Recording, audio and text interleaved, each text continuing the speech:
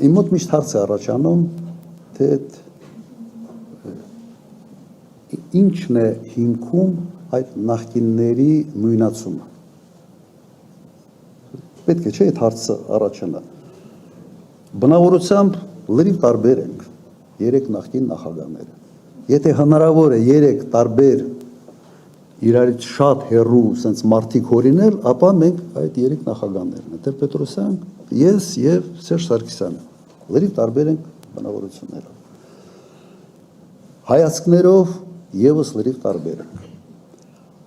Աշխատանքի ոճով եւս լրիվ տարբեր ենք։ Մեր աշխատած տարիների արդյունավետությամբ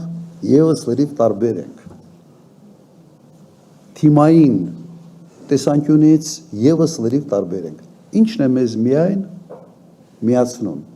Մեր աշխատանքային գրքույկում գրած, որ նախագահ ենք եղել։ Ուրիշ բան մեզ չի միացնում։ Ու չեմ ասում ով է լավ,